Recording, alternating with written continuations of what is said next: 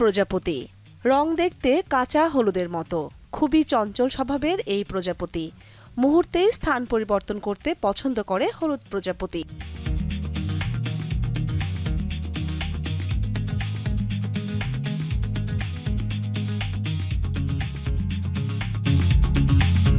শত শত রঙের এমন প্রজাপতির দেখা মেলে জাহাঙ্গীরনগর বিশ্ববিদ্যালয় ক্যাম্পাসে।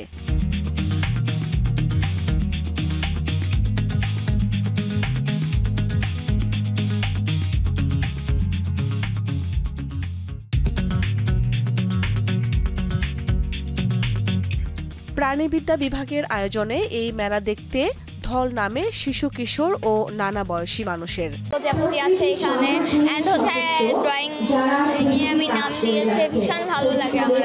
এখানে আমার অনেক মজা লাগতেছে, আমি এখানে ড্রয়িং কম্পিটিশনে অংশগ্রহণ করব।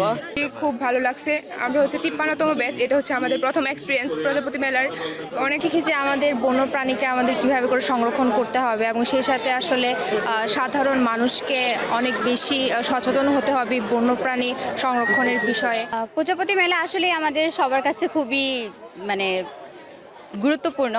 আর প্রজাপতি মেলার মেইন উদ্দেশ্য হলো প্রজাপতি সংরক্ষণ ও এটা সম্পর্কে গণসচেতনতা তৈরি। প্রজাপতি কি, প্রজাপতির গুরুত্বটা কতটা গুরুত্বপূর্ণ আমাদের প্রকৃতিতে, এগুলা বিষয়ে আসলে প্রজাপতি মেলার মেইন উদ্দেশ্য।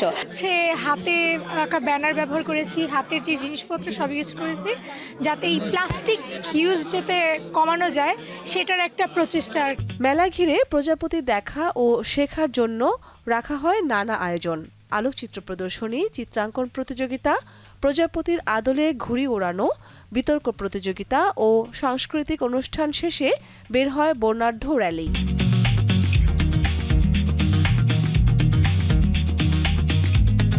বিশ্ববিদ্যালয়ের জহির রায়হান মিলনায়তন চত্বরে প্রজাপতি মেলার উদ্বোধন করেন উপাচার্য কামরুল আহসান। আমাদের আচরণ এমন হওয়া উচিত যাতে আমাদের সমাজে বৈচিত্র্য টিকে থাকে এবং এর মাধ্যমেই কিন্তু টেকসই একটা সমাজ প্রতিষ্ঠিত হয়।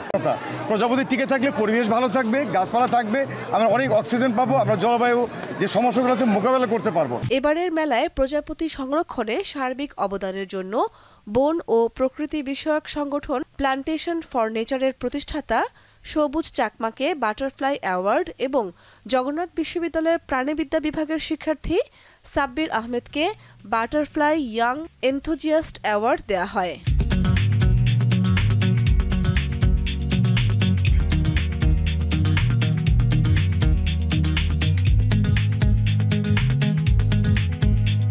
দীপ্ত বার্তাকক্ষ।